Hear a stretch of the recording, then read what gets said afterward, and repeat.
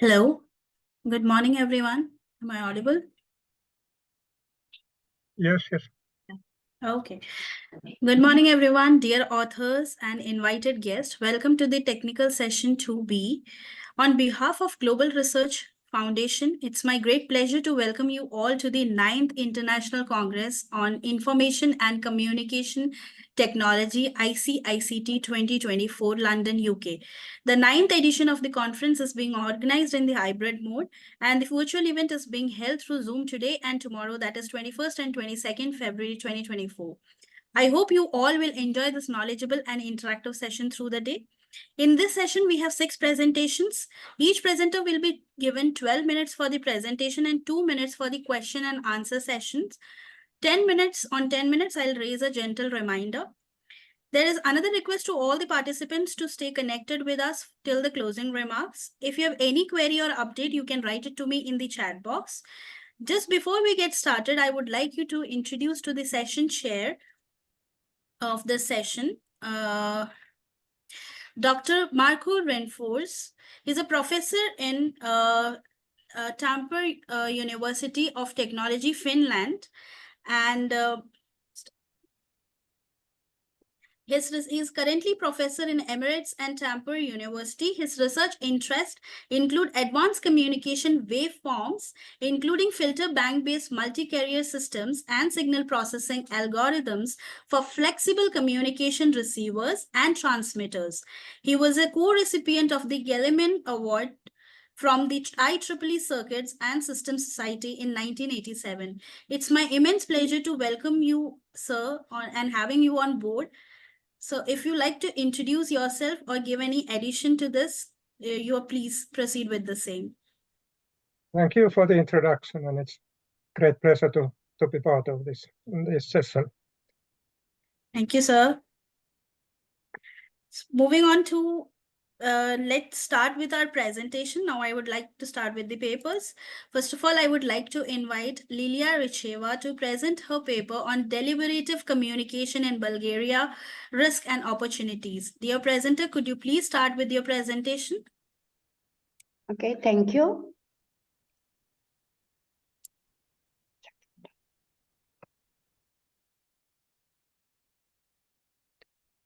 Okay, is this okay? Hello? Yes, Hello? it's visible. Yes. Yes, yes. It is visible, so I can start, yes? Yes, please go ahead. All right, thank you very much. My area of research is not connected quite with technologies. I'm more or less a media person. That's why the title of my paper is connected with deliberative communication in Bulgaria, which is my home country, risks and opportunities. And I'm a representative, I'm a full-time professor at the St. Clement Ohridsky Sofia University in Bulgaria.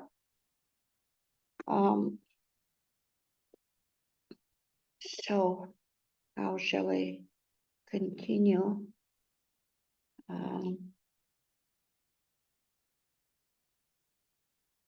All right. So what is the subject frame of my research? I would like to point out that this is part of the Media Delcom project, which is close to its ending, and the project is entitled Finding Risks and Opportunities for the European Media Landscape. It is funded by the Horizon 2020 Research and Innovation Program. My case study provides analysis of some of the critical junctures in the Bulgarian media ecosystem developments based on the research and opportunities of the media and journalism in the country within 20 years in 4 domains: legal and ethical regulation, journalism, media usage patterns, and media-related competencies.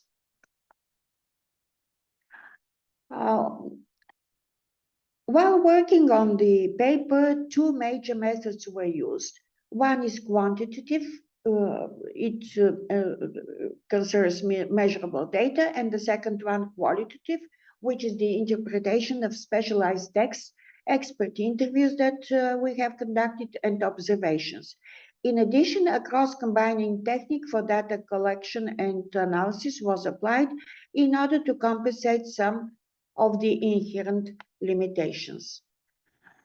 First of all, I would like to point out on the meaning of the two major terms that are used in the paper.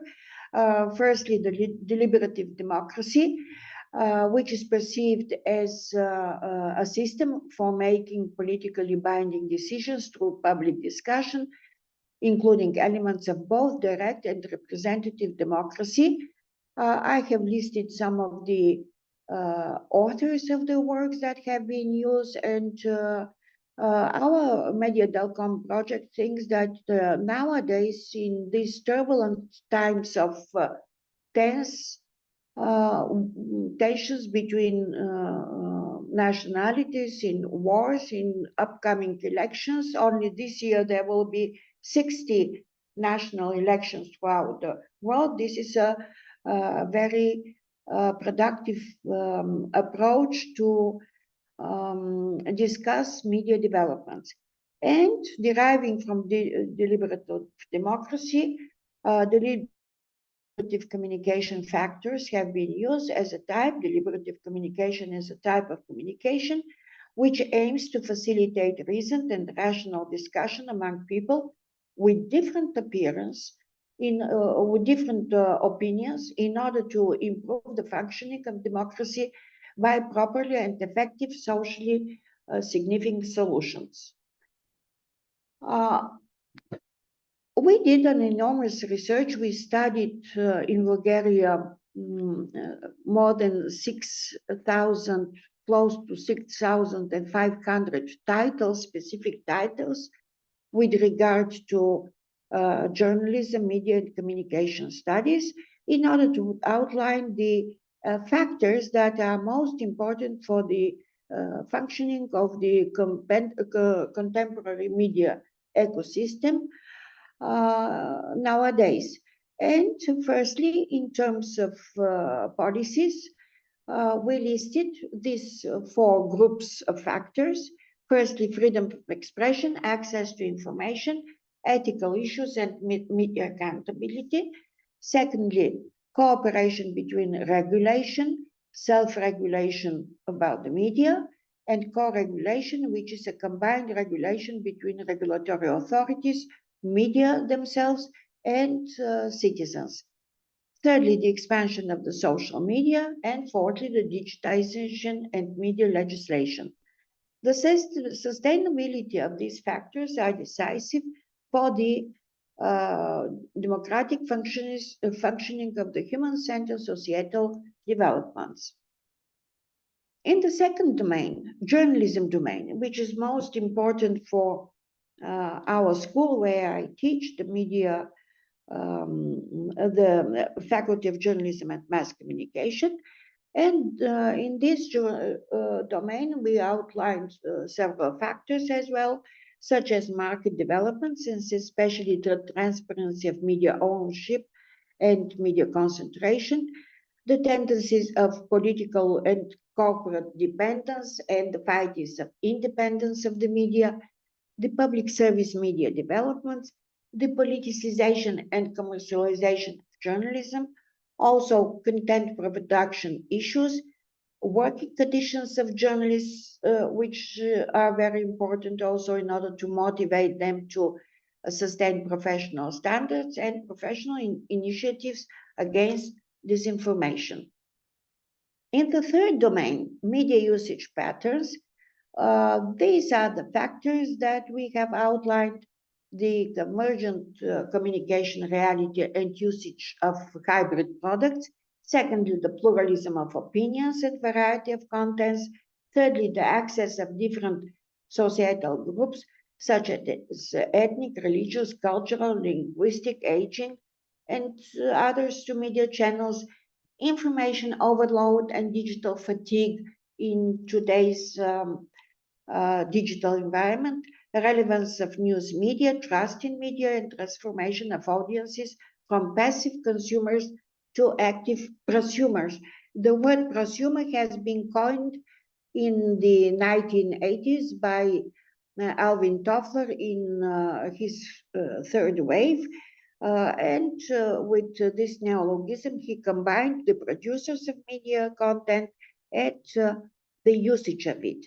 So everyone nowadays can be a media, a content provider. And finally, the media-related competencies domain. These are the factors that we stressed on. We found in our research the expansion of online platforms and artificial intelligence, the media literacy and media ecology initiatives. Thirdly, the coping with fake news, misinformation, and post-truth. Then sustaining professional standards and journalistic ethics, and protection of underage and vulnerable societal groups. An important factor also is the process of the mediatization of the net and the internetization of mass media, which helped the digitized traditional media market today from an extensive and to pass from an extensive to an intensive phase of development.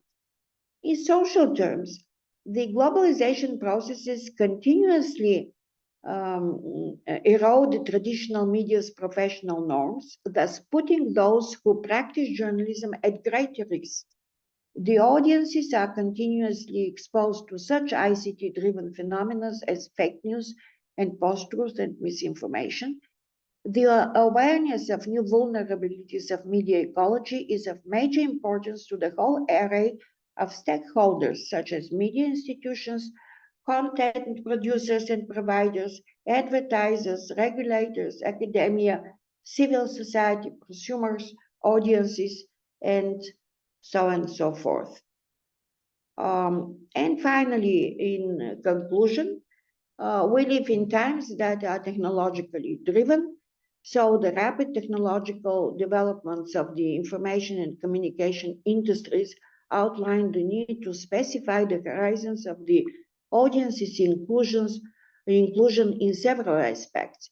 Firstly, politically, the development of free and unhindered transmission and distribution of audiovisual services, which need a contemporary legal and regulatory framework.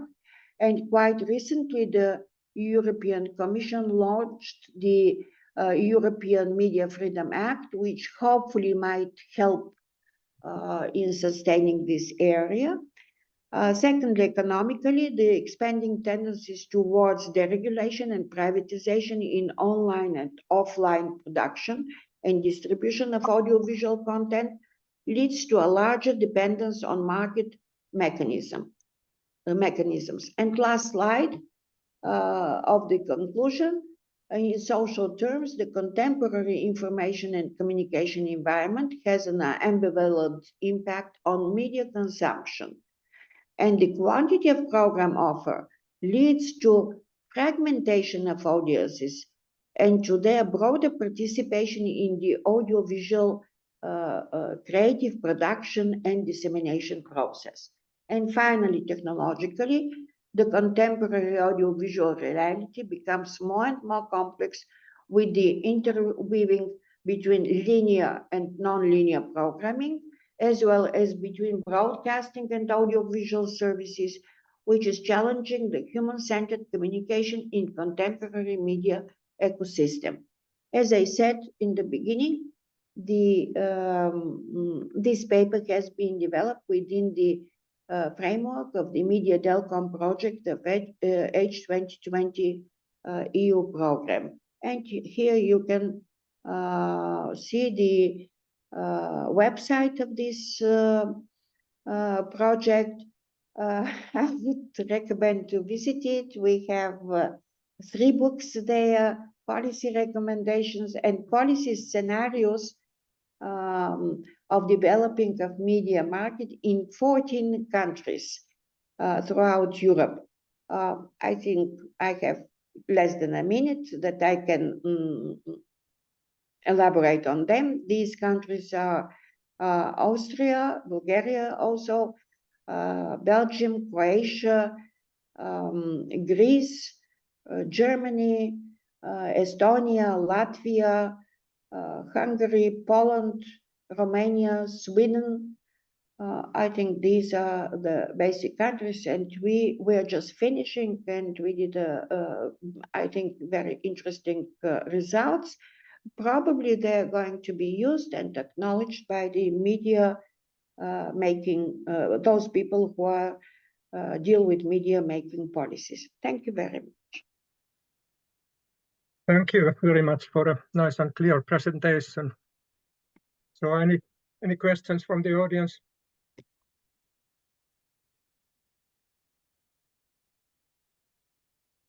Maybe I can ask something. So you mentioned in the Yes, methods, please. Mm-hmm. the methods using measurable data. So what kind of measurable data did you use in the study? So we use several. First of all, we studied, as I said, in Bulgaria, especially this about 6,000,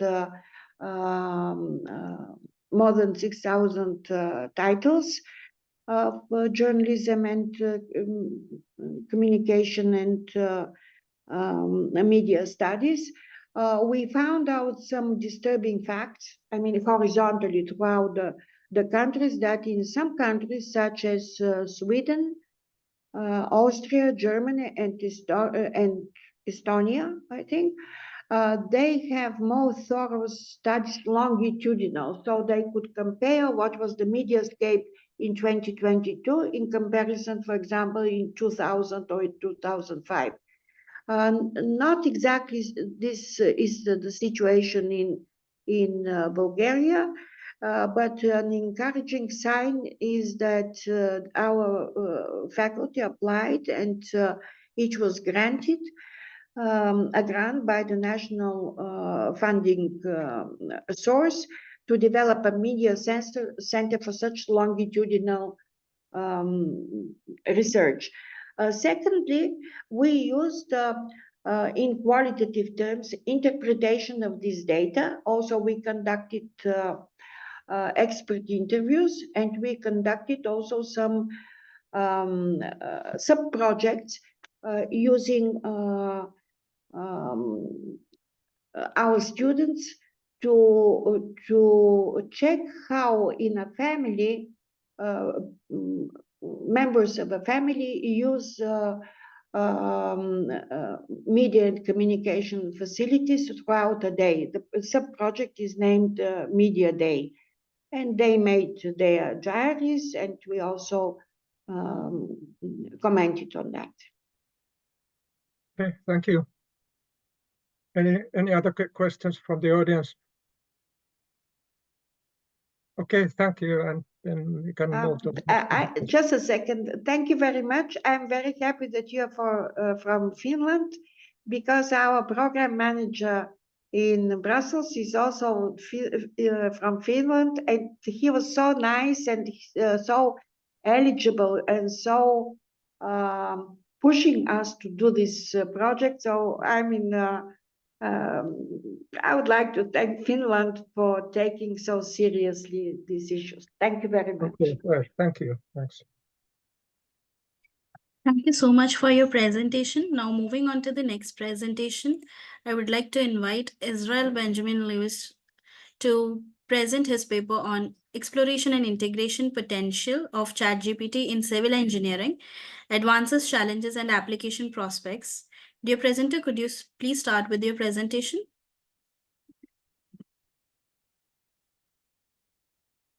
Yeah. Give me a minute.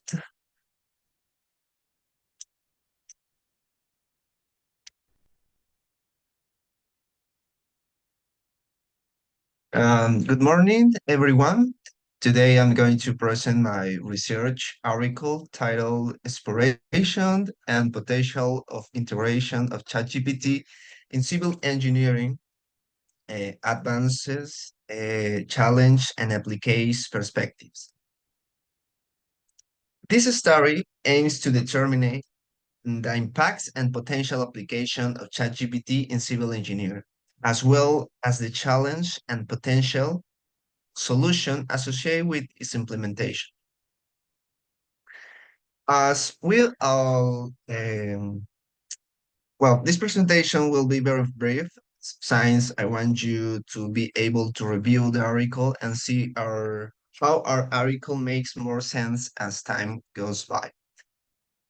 As we all know, the demand for more efficient, safe, and sustainable engineering projects is increasing rapidly. To meet this demand, the integration of emerging technologies, especially artificial intelligence, is driving a significant transformation in civil engineering. One of the most promising AI tools is ChatGPT, a large-scale generative AI model developed by OpenAI. Methodology. To achieve these objectives, we conduct a narrative review of the literature on ChatGPT and its application in civil engineering.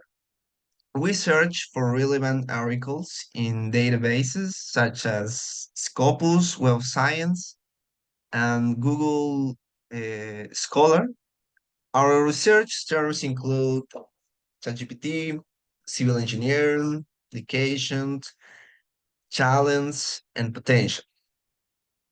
When we use all this literature to examine and elaborate the, this article. It was our base. Okay, advance. Our story found that ChatGPT has already made significant advance in areas such as automated technical documentation generation and policies development. For example, ChatGPT can generate accurate and detailed technical reports in a fraction of the time it will take a human to do so. Additionally, ChatGPT can help civil engineers develop policies that comply with regulatory requirements and industry best practices.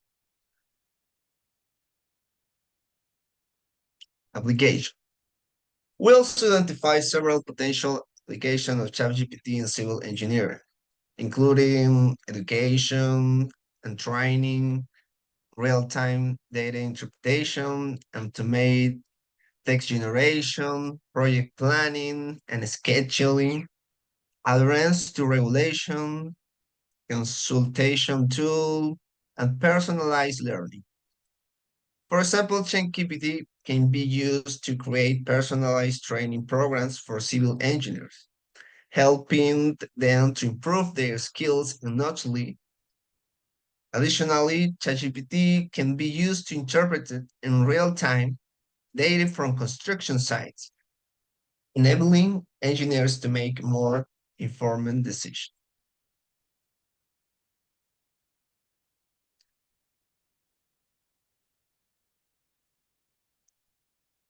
For example, in the picture in my right, we can see a schedule that was created for ChatGPT. Challenge. However, there are also several technical challenges associated with implementing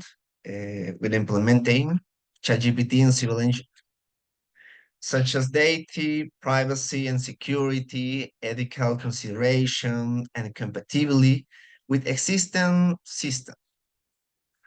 To address this challenge, we propose potential solutions such as data encryption, transparent AI, and custom integration.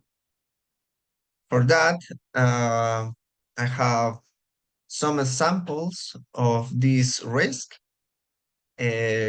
like privacy, harmful content, cybersecurity, hallucination, etc. Okay. Like recommendation, ChatGPT include establishment of clear guidelines for data privacy and security with existing system and the use of human-in-the-loop approach to ensure the reliability of its outputs. It's important verify our our prompts and the date we are including in our petition. In conclusion, our study found that the integration of ChatGPT in civil engineering first significant potentials, particularly in automatic technical documentation and policy development. Its capacity to process and generate relevant information in a technical context makes it a valuable tool. However, technical consideration, compatibility, and information security present challenges that must be addressed. Expert review and caution in interpreting results are necessary to ensure reliability. Protecting confidential information is also crucial with continuous technological evolution.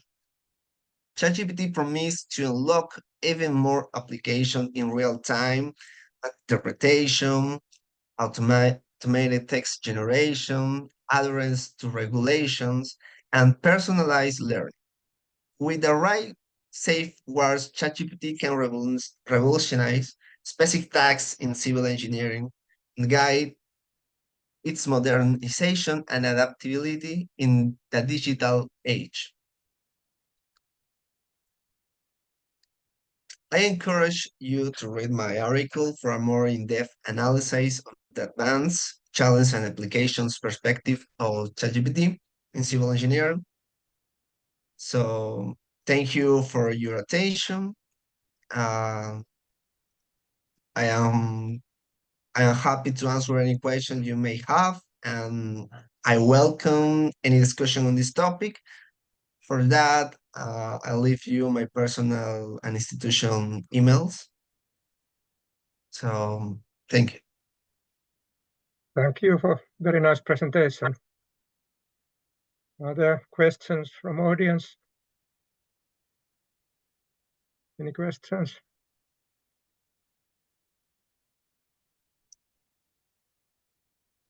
Okay, maybe I can ask something. What do you think is the most important element? What's the most useful thing that the chat GPT can do in the civil engineering?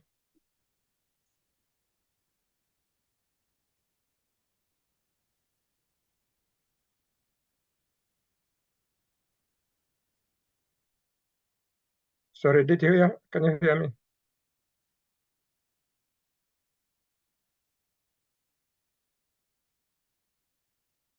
Okay. Okay, thank you. Maybe we can go to the next presentation.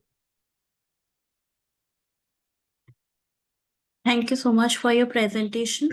Moving on to the next presentation, I would like to invite Adil Labidi to present his paper on extraction of disease symptoms from the free text using natural language processing techniques. Dear presenter, could you please start with your presentation?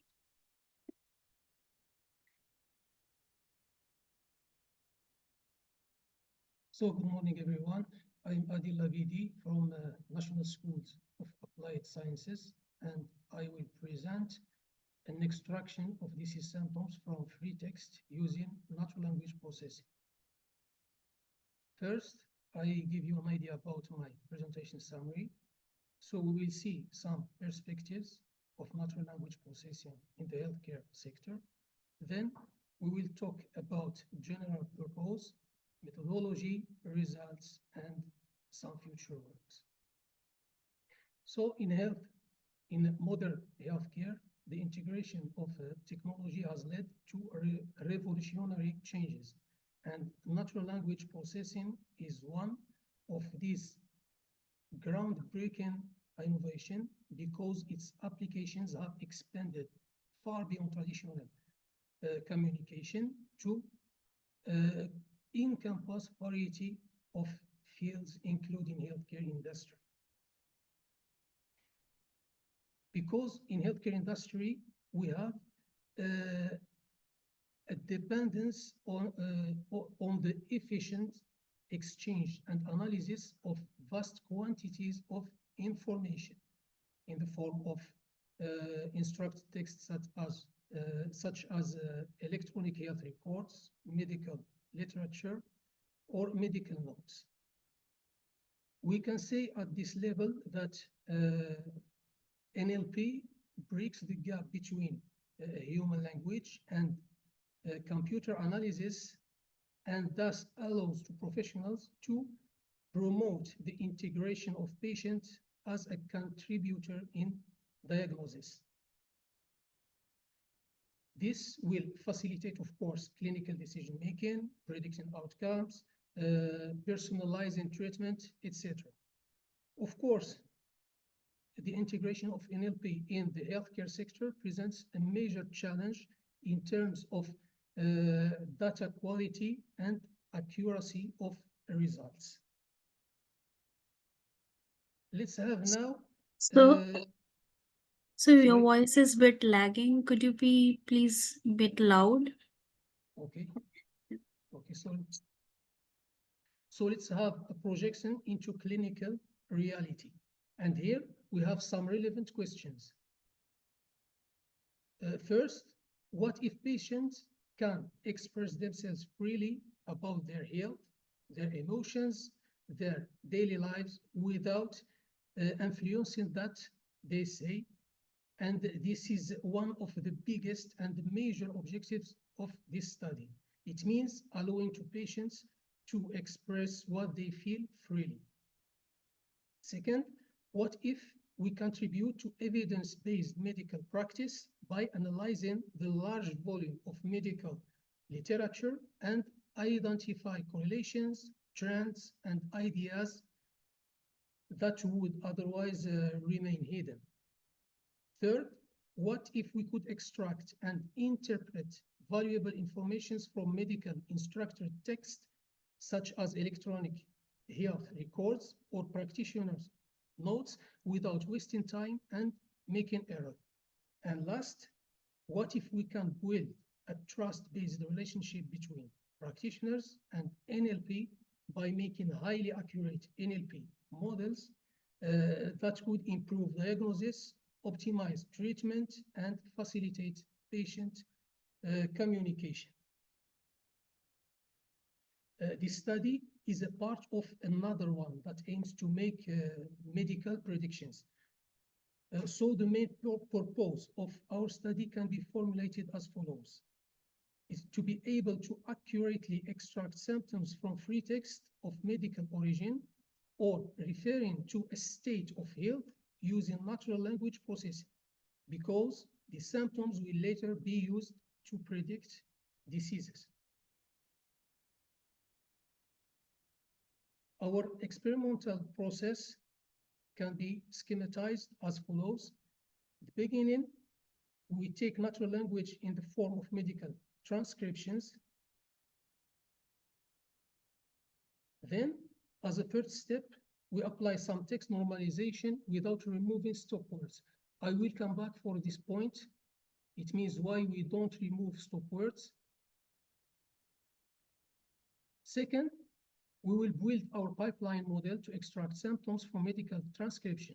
At this level, we obtain a first and an initial list of symptoms that must be complemented by a negation processing and body parts detection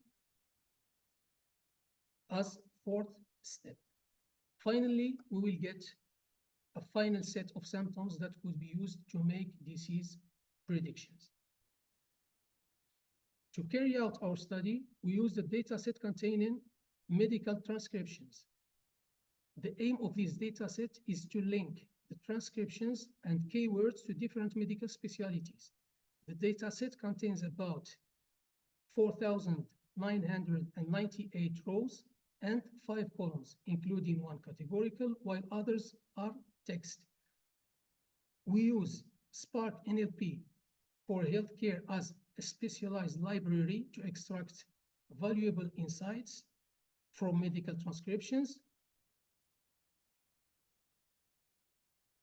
Then we could say that the most important variable in our dataset is transcription, because it's the only source of text that we need to process. So you have here some data about our dataset.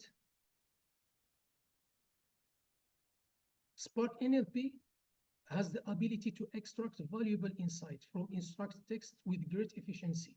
It means that we don't need sometimes to make some normalization, but to improve the quality of the data, we applied some text normalization on transcriptions as an input variable. So we applied some stemming, lowercase, and there are some most known techniques of text normalization in natural language processing. Excuse me, I'm Yes. still seeing your second slide. Is that the intention, or did you try to go ahead? Okay, it's okay. It's okay. So yeah, so we are Thank still you, on the thank you. Thank you. Sorry. Before choosing the elements for our pipeline, we tested different pipelines based on models that have been pre-trained on biomedical and clinical text data. But at last, we chose a Spark NLP-based pipeline utilizing BioBERT embeddings because it outperforms others in a biomedical and clinical NLP tasks. As we can see from figure 1, the model extracted 49 chunks belonging to 23 entities, including symptoms, of course. It extracted exactly 4 symptoms from the text sample. At this stage, we have been able to extract symptoms from medical transcription, but the aim of this work, as I said before, is to feed a medical prediction model with real symptoms. And to be sure of this, we need to remove symptoms that have been detected but are the subject of a negation. It means false positive symptoms. And to deal with this situation, we use NegSpaCy. It's a pipeline for negation concepts in text, and it's based on a NegX algorithm to process our negation. However, we also notice that symptoms can be repeated. As you say, for the case of erythematous, we have 2 results of erythematous, which means that the same symptom can affect different members of the human body at the same time. This So, leads us. sorry Please. to interrupt. You are still on the same slide. Actually, the slides are not changing.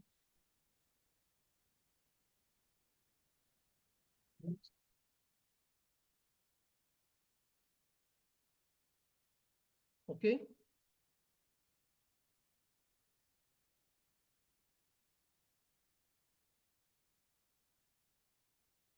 Not yet. It's on the presentation summary slide. It changed now. It's okay now. It's okay. Actually, I can only see the presentation summary. Can anyone else confirm the Can same? anyone else confirm this, please? Because Yes, I can see only the presentation summary only. Oh, thank you. okay. So I think if you share the slide again, you can move it.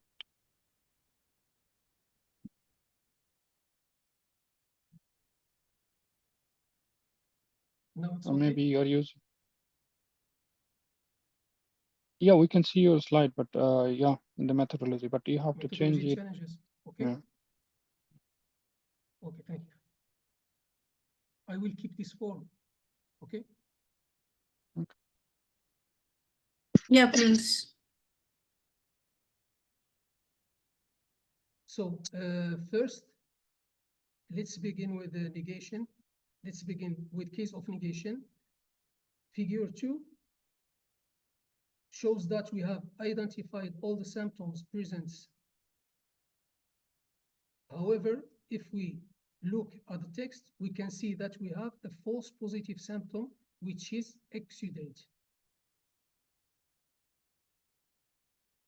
As shown in figure 3, and so it should be banned from the list. At this level, our list will contain only 3 symptoms. When applying next spacing as a pipeline, we could process negation, and so we could eliminate false positive symptoms. Our list will contain only 3 symptoms: erythematous, then erythematous, and swollen.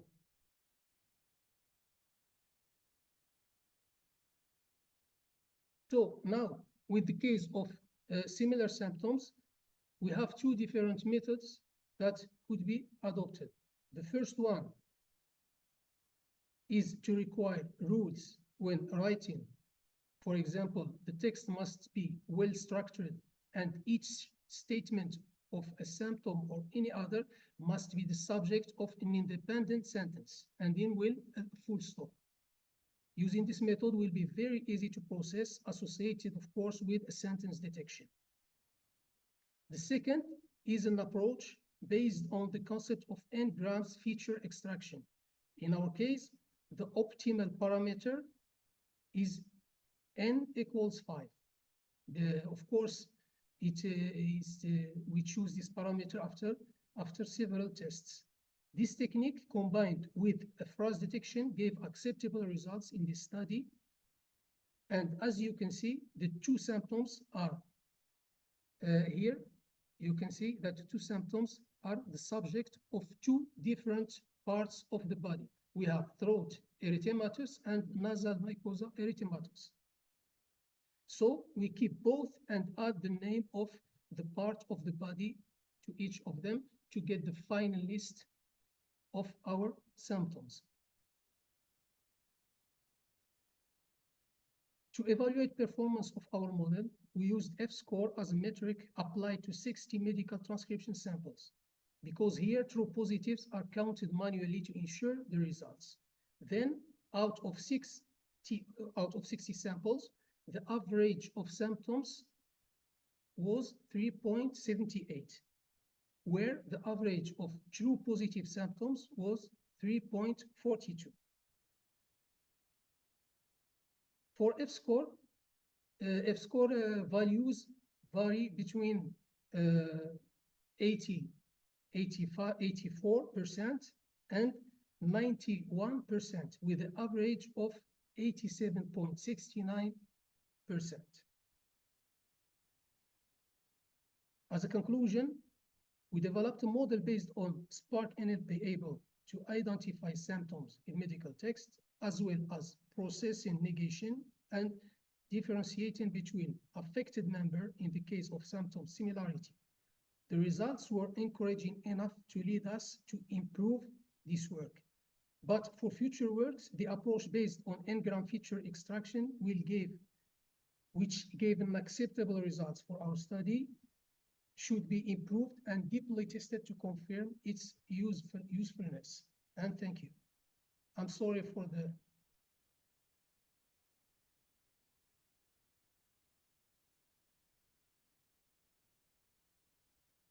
Thank you for a very nice presentation. Yes, I'm sorry.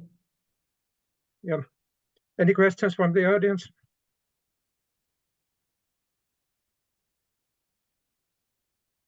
Any questions, please? Maybe I can make a related question. So I guess this is based on natural written language. So can you do it with spoken language using speech translation as a further development? A translation? I mean speech, spoken natural language as a basis for. It's one of the future works. We will associate because this study is a part of a big one that aims to make medical predictions. So it will contain natural language processing written, and then we will have some voice recognition and spoken natural language. Okay, good. Yes, thank you. Any questions? Okay, thank you. Let's proceed. Thank you very much. Thank you. Thank you for the presentation. Moving on to the next presentation. I would like to invite Pradhanya Vishwas to present her paper on innovative solutions for sustainable business, Erfidin Tech Private Limited. Dear presenter, could you please proceed with your presentation?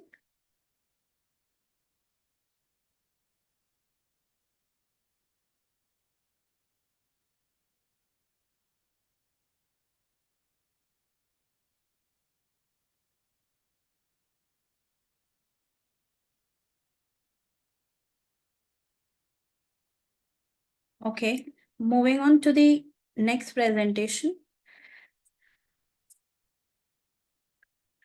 I would like to invite Kauthar Damane to present her paper on neutral network MPPT control of an on-grid wind energy system. Dear presenter, could you please proceed with your presentation? Yes, of course. Is the voice clear? Yes, your voice is audible. Please proceed. Can you see the screen now? Yes, it's visible. Please proceed. Okay. So, good morning, welcome everyone. First of all, I'd like to thank the organizers of this conference. I'm Kauthar Dahman, a PhD student at Ibn Zohar University in Morocco, and today I will present a paper entitled Neural Network MPPT Control of an On-Grid Wind Energy System. This presentation is structured as follows. I'll begin with an introduction and objectives, then I'll move on to present the wind energy conversion chain. After, I will present the neural network MPPT control of the wind conversion chain. Then I'll be showing results. Finally, we have the conclusion and prospects. Considering that it is an efficient source of energy and emits less of carbon dioxide, wind power is increasingly being deployed. But as a complex nonlinear energy conversion system characterized by intermittency, it requires a control strategy that can ensure the system efficiency. So, faced with all these constraints, we pose the following question. How can wind turbines with the characteristic of intermittency be effectively integrated into a power grid? The main objectives of this work are applying the maximum power point track, the MPPT, based on neural network approach for controlling the wind turbine. We also focused on connecting the wind turbine to the electrical grid. So firstly, we aim modeling and simulating the wind energy conversion system parts. Then we apply an MPPT control to extract the maximum power from the wind. This wind that will attack the wind turbine blades is one of the main elements of the wind energy conversion chain.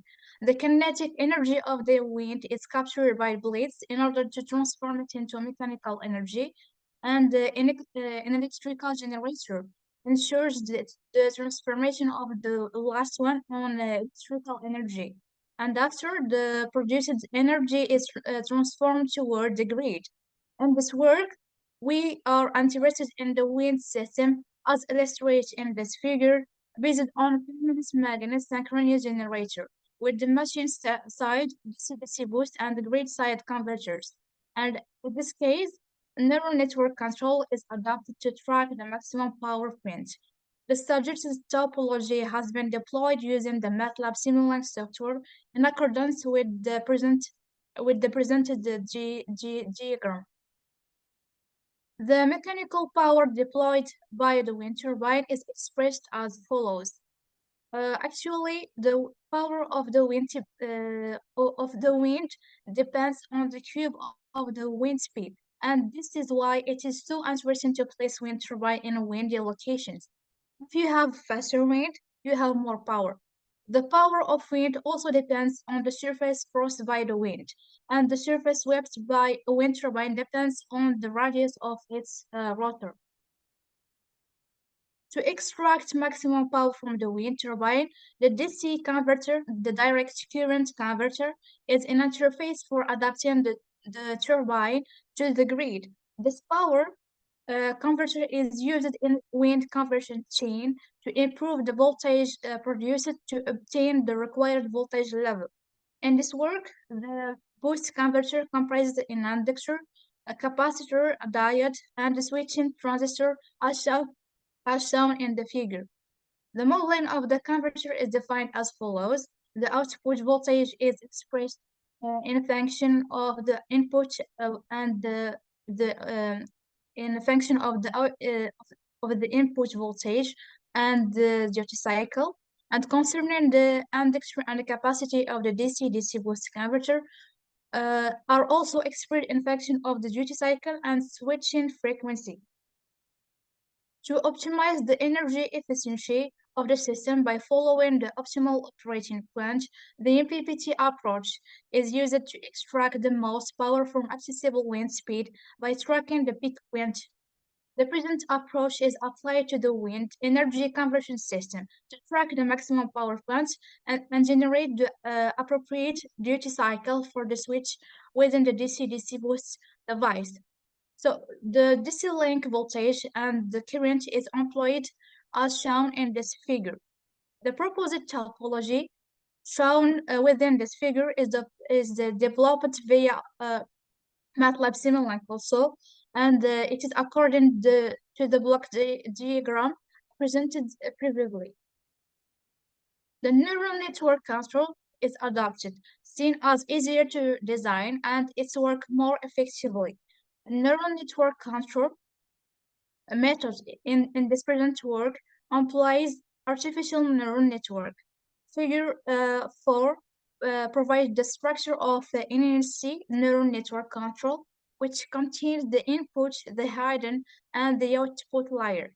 Neurons are linked to the neurons of other layers, and each link has a weight, and the signal is led by weighted connections.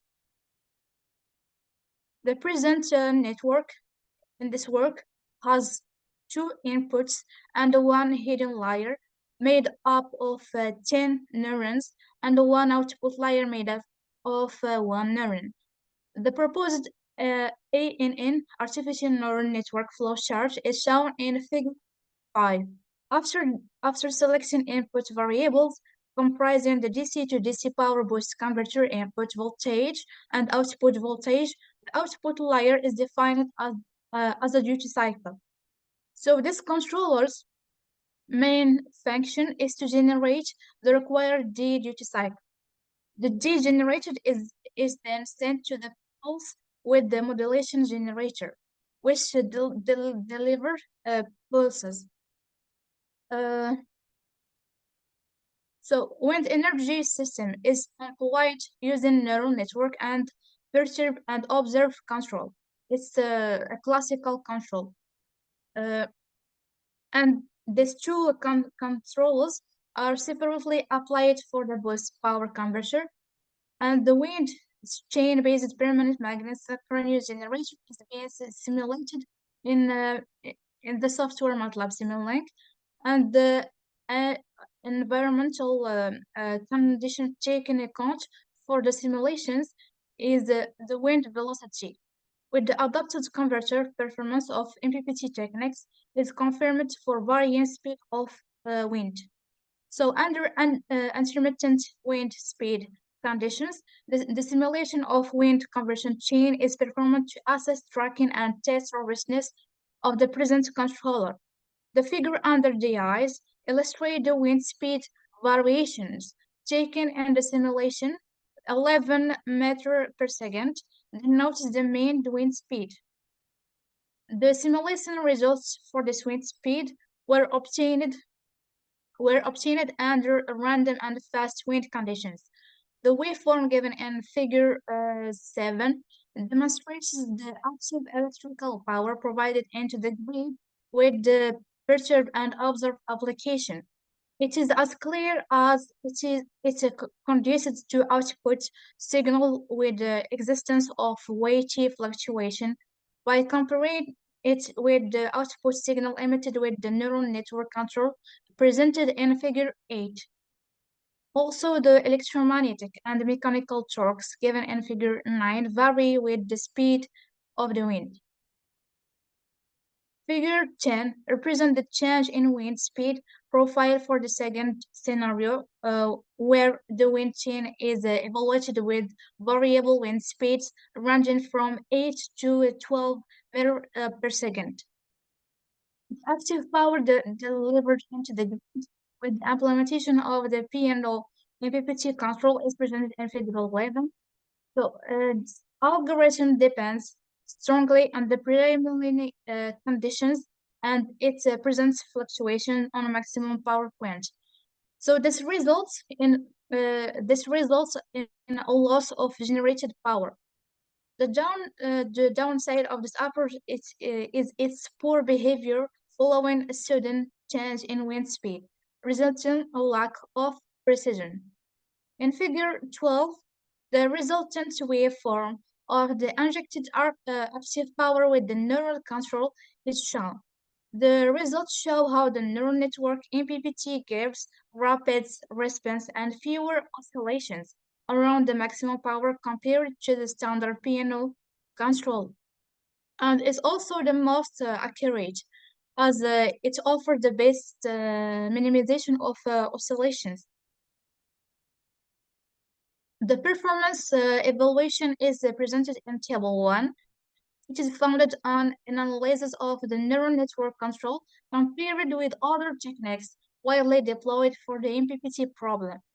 The NNC algorithm is successfully achieving maximum efficiency in all instances, even for those involving change in environmental conditions.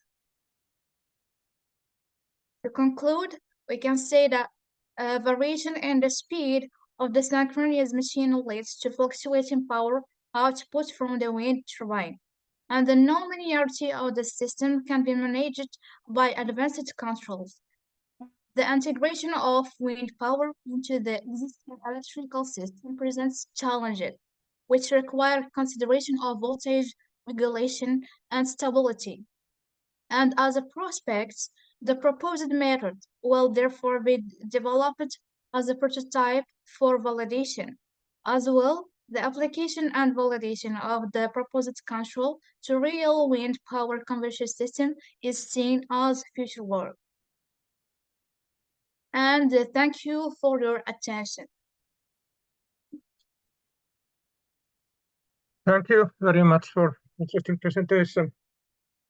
Sorry, there was some problem with the voice at the end of the talk, but I think yes.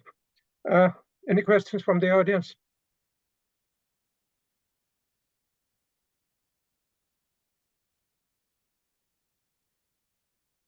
Okay, maybe I can ask again something. So this is a new method for controlling this wind turbine. So what kind of improvement you get from compared to the earlier ones? What are the Thank you. shapes? Okay, thank you for this good question. First of all, the neural network controller is applied to add the performance to the classical control. It can do this function. It can, if it is added to other classical controller, it can add the function of accurate control. You see, for the classical control, we confirm that it's a function of inconvenience. But for this kind of control, we can control accurately and with performance our system. Okay, great. Any questions from the audience? Okay, thank you again, and let's move ahead. Thank you. Thank you for your presentation. Moving on to the next presentation, I would like to invite Irina Shevchenko to present her paper on the digital investment platform as a means of forming and implementing an investment project of a railway company. Dear presenter, could you please proceed with your presentation? Yes.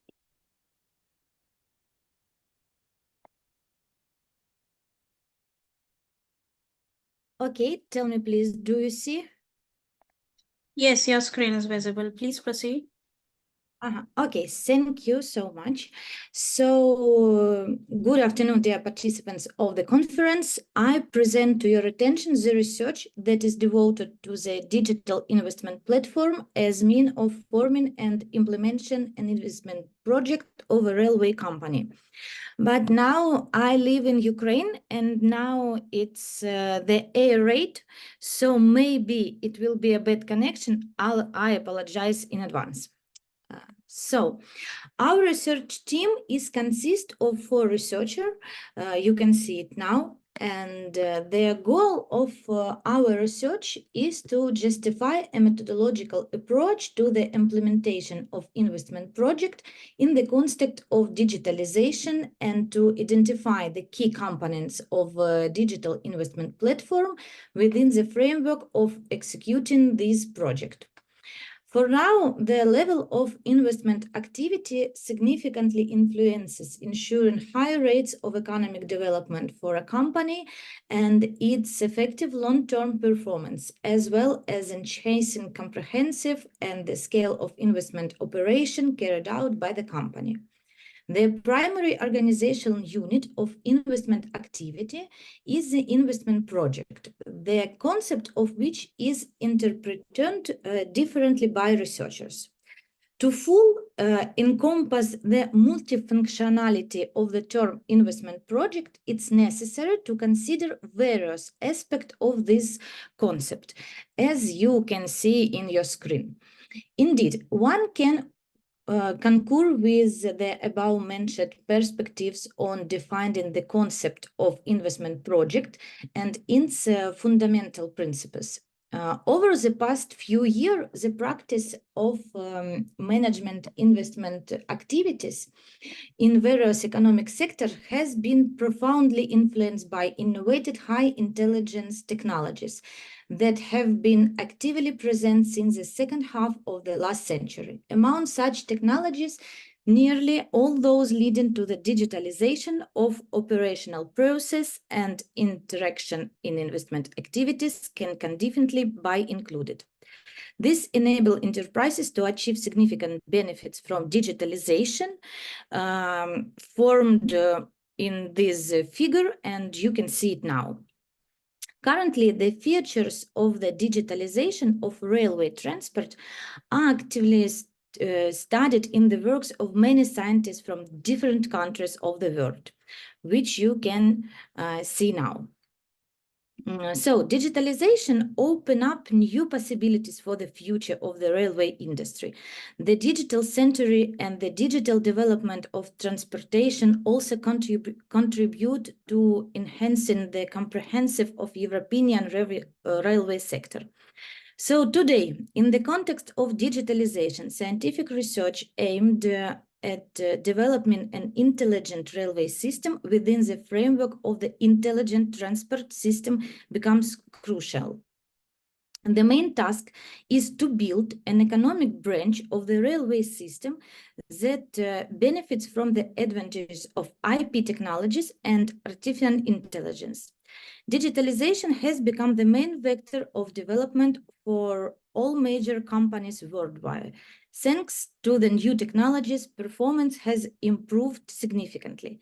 The digital technologies of railway companies are illustrated now in Figure 2. We systematize this with our team.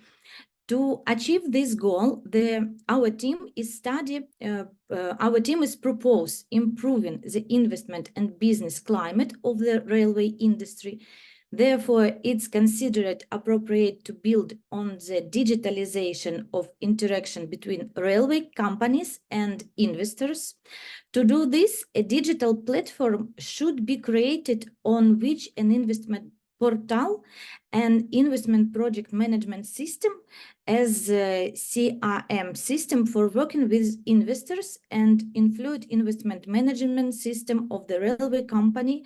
It can be imaged like this. So you can see it now at your screen.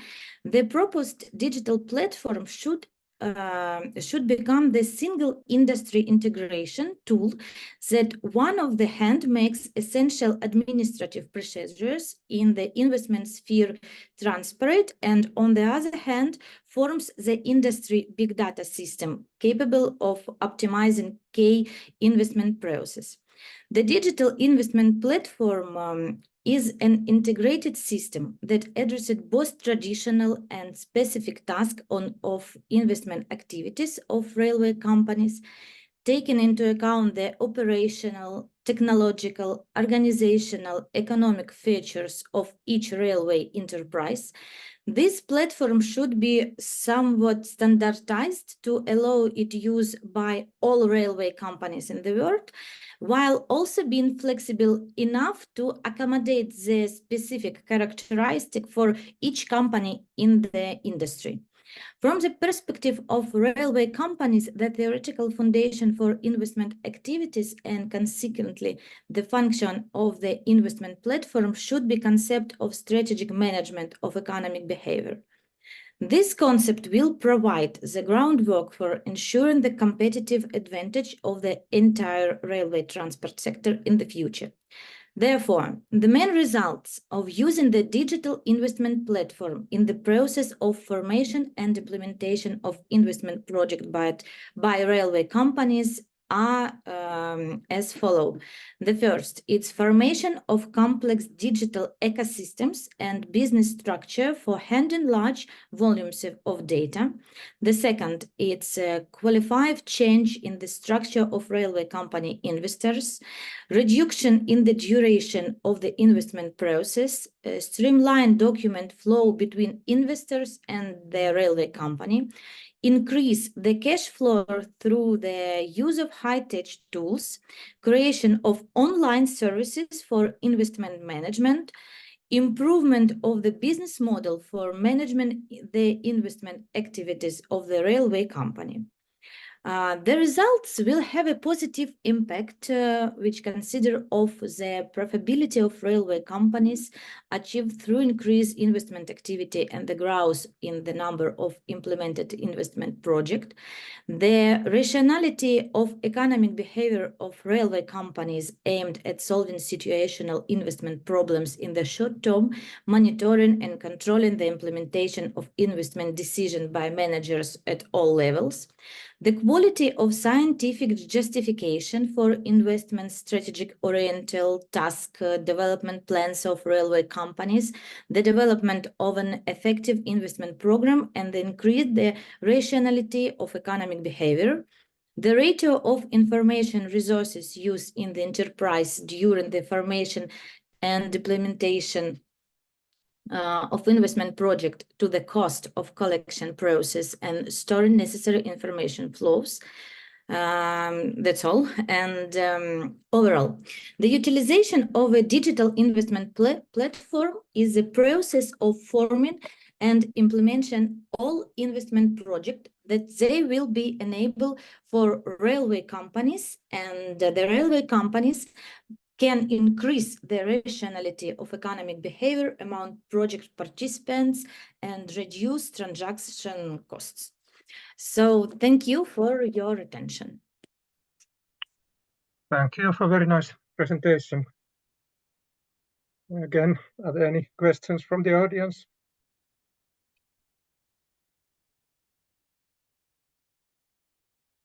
Well, maybe I can ask that how much railway specific is this study, or can it be applied also in other fields of logistics.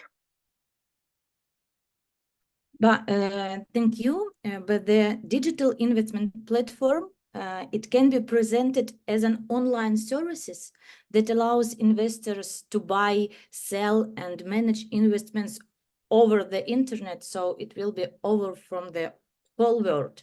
This platform provides access to various financial instruments and markets such as stocks, bonds, funds, cryptocurrencies, and other. Yeah. Okay, any questions further? Okay, thank you again. And Thank you. I guess this is the end of the session. Yeah, thank you so much for your presentation. So this brings us to the end of our presentations. So I would like you to have some remarks to all our participants, if you have any remarks for them. Yeah. Okay, it was great to be part of this session. It was quite interesting to see very good presentations from different areas, quite different areas. And I wish all the best to all the speakers in your future career and your research efforts. So thank you. Okay, I sincerely thank you, sir. Thank you for your valuable remarks. I sincerely thank all our authors for their excellent presentations and contribution in this session, and all our participants for being a part of this international conference. I hope this session was informative enough. We, on behalf of the whole team, thank you for your support during the 9th version and all the previous 8 version of the conference. We're happy to have you in the 10th conference as well. All the presenters would be getting their digital certificates through email within 2 working days. Further, all the papers have been already forwarded to Spranger. The publication will be live within 6 months. Kindly cooperate with the team of ICICT 2024. I would like to thank our session chair,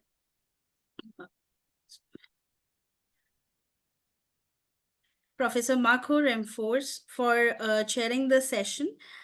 A token of appreciation to the chair on behalf of Team ICICT 2024 and Global Knowledge Research Foundation and partners.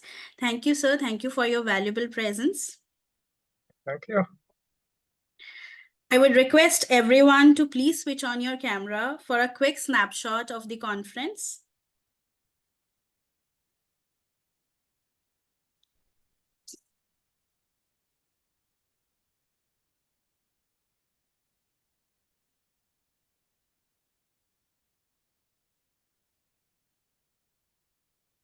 Thank you. Thank you so much. Have a great day. Take care. Bye-bye. Thank you. Bye.